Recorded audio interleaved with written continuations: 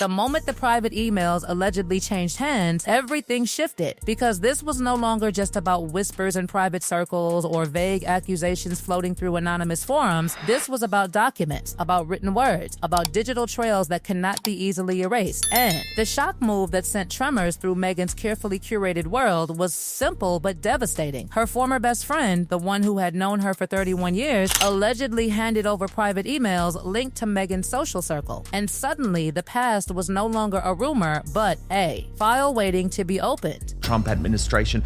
But this is a woman who drops truth bomb. What does it mean to know someone for 31 years and yet not know them at all? Ninaki Priddy was Meghan Markle's childhood friend, her maid of honor. The person who knew her at 7 years old stood beside her at her first wedding. But little did she know of Meghan's secret yacht girl lifestyle. But after she did, she watched her friendship with Meghan dissolve into silence. This is the woman who once knew Meghan best, and she has finally spoken. Her words are an elegy for a friendship she says was slowly replaced by something she calls entitlement. So we are left with an uncomfortable question, one that has nothing to do with royal protocol or tabloid headlines. When someone you've known since childhood becomes unrecognizable, have they changed or have they simply revealed who they always were? Tonight, we examine the testimony of the friend who knew Meghan Markle and how she tried to warn Harry about the person he was getting married to. That question hangs in the air like smoke after an explosion, because when someone who shared your childhood sleepovers, your teenage secrets, your wedding day tears suddenly becomes the person allegedly turning over private correspondence to third parties, you have to ask yourself what happened behind those polished smiles and carefully staged interviews.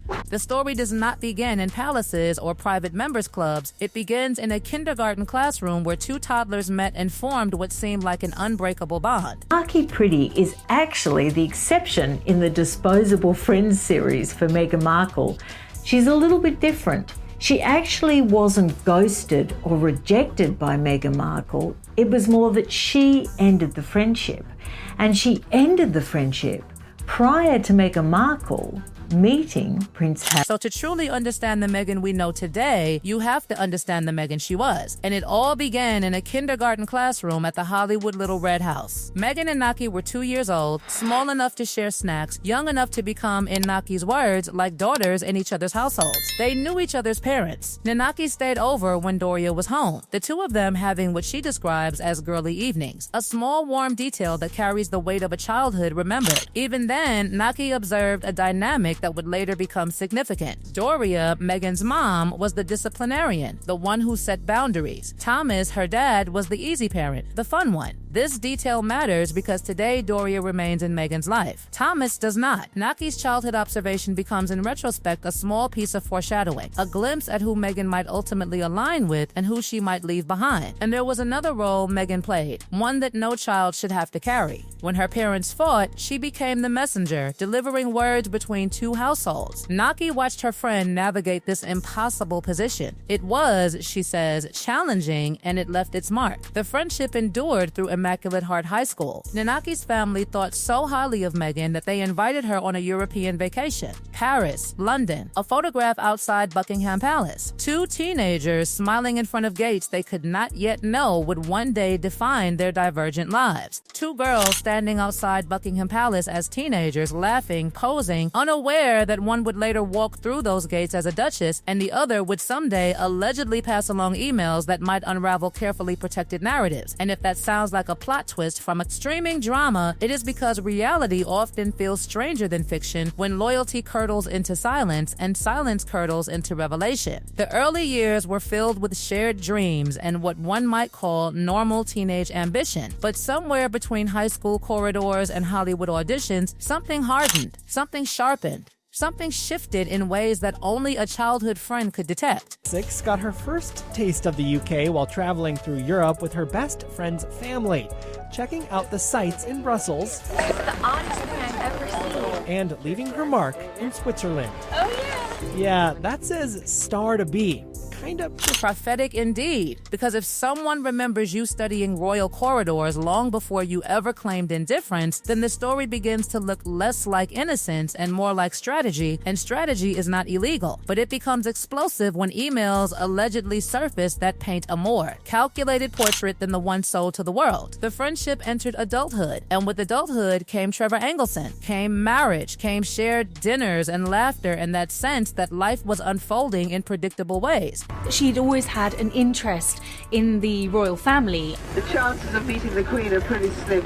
Oh, the irony. That's a 15-year-old Meghan Markle on a bus tour in London in 1996. And it is in that ending, in that unraveling, that insiders now whisper the alleged emails begin to matter, because the fracture in the friendship coincided with a shift in ambition, with season 2 of a television show, with fame that no longer tolerated ordinary lunches or inconvenient questions, and the friend who once shared everything found herself orbiting from a distance, careful not to challenge, careful not to lose access, careful not to be frozen out entirely. The entitlement described was not loud, it was subtle, slow, creeping, the kind that grows unnoticed until it defines the room. There was the story of the puppy promised to another family, the leverage allegedly used, the small but telling moments that friends store quietly in their memories until one day those memories become files, become screenshots, become forwarded messages that land in unfamiliar inboxes. The divorce from Trevor did not explode publicly at first, but it echoed privately, and when rings are returned by registered post and friends attempt mediation only to be met with cold silence, that silence becomes a pattern, and patterns are hard to ignore when reviewing old emails that trace who was speaking to whom, who was networking where, who was positioning themselves in which exclusive circles. Around this same period, whispers placed Meghan in the orbit of elite private clubs, in rooms where media, power, and influence intersect in low-lit conversations, and while whispers are not proof, they gain new life when someone who once had access claims to possess written exchanges that hint at connections far earlier and far deeper than publicly acknowledged. The alleged handover of those emails is being described as strategic, not emotional, as deliberate rather than impulsive, and that distinction matters because it suggests calculation on both sides of a friendship that once felt innocent. Was this an act of betrayal or an act of self-preservation, or perhaps an attempt to set the record straight before someone else tells the story first? What makes this saga combustible is not merely the claim that emails exist, but the implication that they link to a broader social circle, a web of contacts, introductions, private dinners, exclusive memberships, and that once those links are traced, the narrative of accidental assent begins to wobble.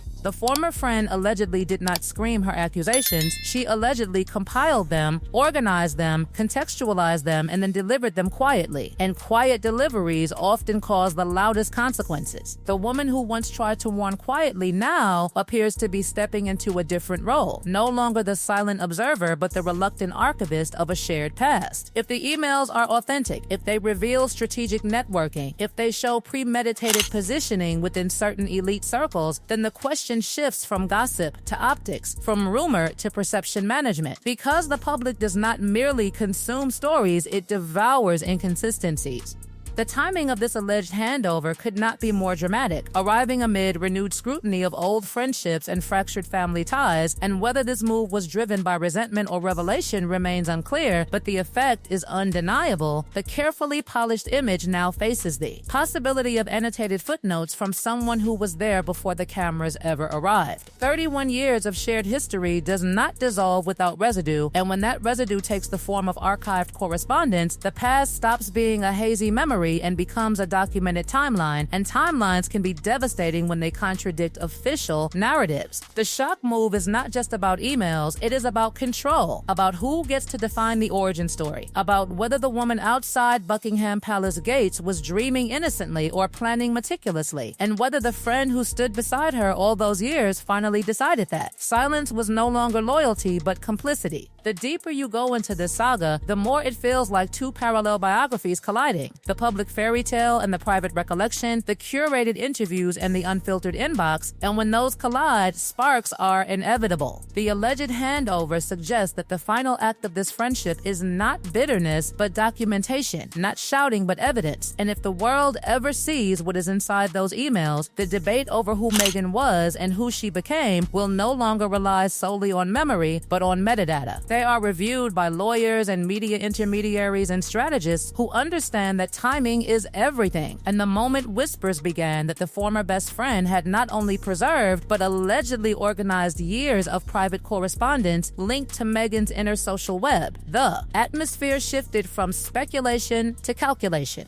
The world has seen public feuds, televised interviews, carefully worded memoirs, but this is different because emails are timestamps, and timestamps are anchors that tether narratives to specific dates, specific places, specific intentions, and once those anchors are exposed, the story can no longer float freely. What makes this alleged move so incendiary is not simply that private messages exist, because everyone has private messages, but that they are said to map a network, a constellation of introductions and invitations and social pivots that paint a far more strategic portrait of ambition than the one casually described in engagement interviews and retrospective documentaries. When someone who stood beside you as a matron of honor allegedly hands over correspondence that suggests calculated positioning within elite circles, the public does not ask whether ambition is wrong, it asks whether the origin story was incomplete. And incomplete stories are fertile ground for controversy because they invite reinterpretation. The silence that ended a 31-year friendship now appears, in hindsight, less like emotional withdrawal and more like containment, because silence can be protective. And perhaps the silence was protecting memories, and perhaps those memories were being preserved in digital form, waiting for the right moment. Insiders speculate that the alleged emails include discussions of private members clubs, curated social gatherings, strategic introductions to figures who moved within aristocratic and entertainment spheres, and if that is true, then the implication is not scandal in the conventional sense, but orchestration. And orchestration unsettles those who prefer the illusion of spontaneity. There is something almost cinematic about the idea that a childhood friend, once described as inseparable, would become the custodian of a digital archive that could potentially contradict the public persona of naivety. And yet this is precisely what gives the story its momentum. The alleged handover is being described not as revenge, but as clarification, as an attempt to answer a question that has lingered for years. Was the ascent into royal life accidental, or was it the culmination of long-term navigation through very specific corridors of influence? The answer may never be officially confirmed, but the existence of emails, if verified, shifts the burden from hearsay to documentation. And documentation changes everything, because once written words enter the equation, every casual line, every invitation accepted or declined, every strategic lunch becomes part of a larger mosaic. Critics would argue that networking is not a crime, that ambition is not immoral, that leveraging social proximity is common practice in Hollywood and beyond, and they would be correct, but the tension lies in perception, because the public was sold a narrative of wide-eyed innocence. And if emails suggest familiarity with the very structures once described as foreign, then the contrast alone becomes combustible. What deepens the intrigue is the alleged timing of this shock move, reportedly unfolding amid renewed scrutiny of former relationships and resurfacing commentary about elite social ecosystems. And whether coincidence or coordination, the effect is the same. The spotlight intensifies. The former best friend, once dismissed as a distant voice from the past, now appears positioned as a potential primary source. And primary sources are dangerous because they bypass interpretation and go straight to origin. If she indeed handed over private emails, then she has transitioned from background character to pivotal witness in a narrative that refuses to settle. There are murmurs that legal teams are assessing implications, that public relations advisors are weighing responses, that silence may once again be chosen as strategy, because responding to alleged documents can legitimize them and ignoring them can allow speculation to spiral unchecked. It is a delicate balance, and the stakes are no longer merely reputational but historical, because once an origin story is challenged, it becomes permanently contested. The former friend's alleged decision to release emails suggests that the fracture in loyalty was not sudden but cumulative, that years of perceived entitlement, perceived distance, perceived reinvention culminated in a final act that reframed the entire friendship. Observers note that this saga echoes earlier patterns, the silent treatment described in childhood, the gradual distancing during rising fame, the abrupt closure of communication after divorce, and now the alleged reopening of the past through archived messages. It is as though the friendship itself has become a case study in evolution and estrangement, and the emails, if authentic, are the footnotes that were never meant to be published. What happens next depends not only on the content of those messages, but on how they are contextualized, because context can soften or sharpen impact. Imagine if the emails reveal nothing more than ordinary networking and casual introductions, the controversy might fade into another cycle of overblown speculation.